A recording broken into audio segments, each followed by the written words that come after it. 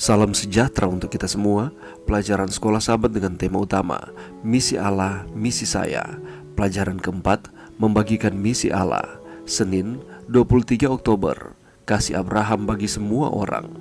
Bacalah Kejadian 18 ayat 16 sampai 33. Bagaimanakah Abraham menunjukkan kualitas kasihnya yang besar kepada semua orang tanpa membedakan suku, ras, dan orang?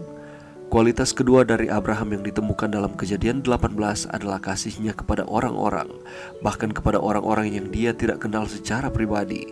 Ini adalah sebuah contoh yang sangat baik bagi masing-masing kita. Orang-orang Sodom dan Gomora adalah pendosa, sangat jauh dari nilai-nilainya. Tetapi hatinya dipenuhi dengan kasih yang penuh bagi setiap orang tanpa membedakan ras, jenis kelamin, bahasa, atau agama. Allah kemudian menyatakan kepada Abraham keputusannya untuk memusnahkan kota-kota dari Sodom dan Gomora. Sesudah itu berfirmanlah Tuhan, sesungguhnya banyak keluh kesah orang tentang Sodom dan Gomora, dan sesungguhnya sangat berat dosanya. Kejadian 18 ayat 20. Dengan kerendahan hati dan rasa hormat, Abraham mengajukan permohonannya kepada Allah. Jauhlah kiranya daripadamu untuk berbuat demikian, membunuh orang benar bersama-sama dengan orang fasik, sehingga orang benar itu seolah-olah sama dengan orang fasik. Jauhlah kiranya yang demikian daripadamu. Masa akan hakim segenap bumi tidak menghukum dengan adil? Kejadian 18 ayat 25. Melalui kasihnya, Abraham berharap bisa menyelamatkan semua orang di kota-kota ini, bukan hanya mereka yang benar. Tentu saja, Abraham mengetahui betapa jahat dan fasiknya orang-orang yang tinggal di sana. Siapa yang tahu cerita-cerita apa saja yang telah dia dengar sehubungan dengan orang-orang tersebut dan perbuatan-perbuatan mereka? Dan dari apa yang kita ketahui tentang mereka, sebagaimana yang dinyatakan di pasal berikutnya, dengan kisah kotor Lot dan kerumunan orang di luar rumahnya. Mereka ini benar-benar orang jahat. Tetapi Abraham, karena mengetahui kasih Allah baginya, memohon kepadanya untuk kepentingan mereka. Abraham mengetahui bahwa manusia selalu bisa kembali kepada Allah dalam pertobatan.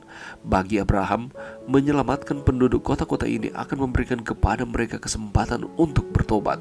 Pada akhirnya, Abraham mendasari permohonannya pada apa yang dia tahu secara pribadi tentang kasih Allah bagi umat manusia. Dia sendiri memiliki kasih yang besar kepada orang-orang berdosa, dan dia tahu bahwa selama masih ada kehidupan, masih ada harapan bagi keselamatan. Mengapa doa pengantaran itu sangat penting dalam kehidupan doa kita? Bagaimanakah doa untuk orang lain yang membutuhkan pertolongan, membantu kita untuk bertumbuh secara rohani dan mengalami lebih banyak lagi realitas dari kasih Allah bagi orang-orang berdosa? Pelajaran yang bisa kita dapatkan pada saat ini, kalau kita membaca Kejadian 18 ayat 16 sampai 33, ini merupakan doa syafaat Abraham yang ia tujukan kepada Tuhan mengenai kota Sodom dan Gomora. Kisah dalam pembacaan firman Tuhan ini seperti situasi sebuah pengadilan. Kota Sodom dan Gomora sedang dituntut.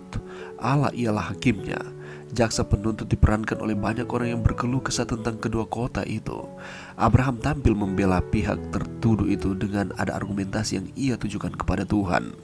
Dalam sebuah pengadilan, peran seorang pembela atau pengacara sangatlah penting. Pembelaannya di depan hakim akan menentukan nasib si tertuduh. Dengan keberanian yang mengagumkan, Abraham melakukan tawar-menawar dengan Tuhan tentang jadi atau tidaknya hukuman dijatuhkan atas kota Sodom dan Gomora. Dia memulaikan dengan 50 orang benar, 45, 30, 20, sampai 10. Dan pada akhirnya kesepakatan pun diperoleh.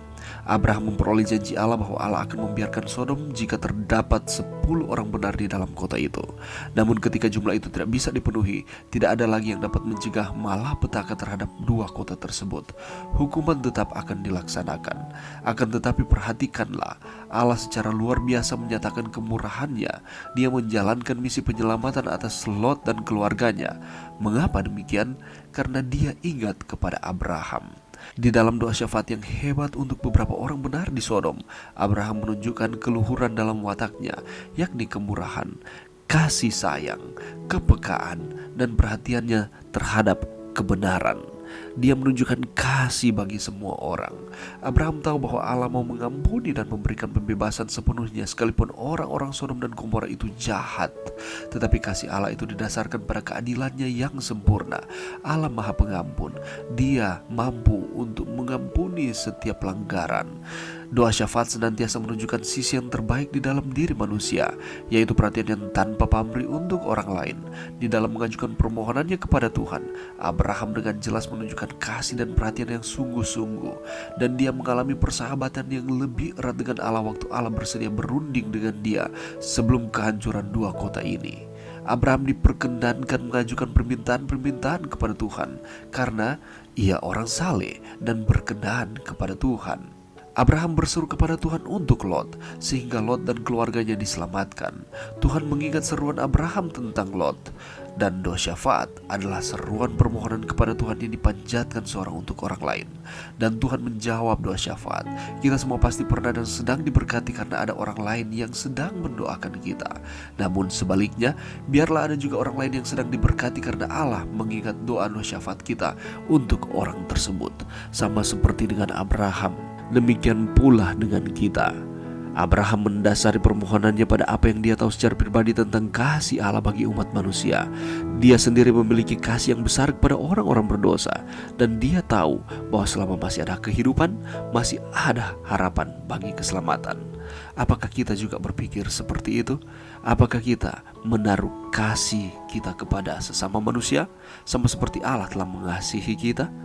Apakah kita sering mendoakan bukan hanya kehidupan kita, bukan hanya keluarga kita, tetapi kita juga mendoakan akan orang lain? Mari kita saling mendoakan satu dengan yang lain dengan doa-doa pengantaraan kita, karena Allah mendengar dan menjawab akan doa-doa kita. Mari berdoa. Terima kasih Tuhan atas firman-Mu pada saat ini. Bantu kami Tuhan untuk kami dapat mengasihi satu dengan yang lain, karena Allah terlebih dahulu mengasihi kami. Dan ajarlah kami Tuhan untuk kami saling mendoakan satu dengan yang lain. Ini doa kami di dalam nama Yesus. Amin.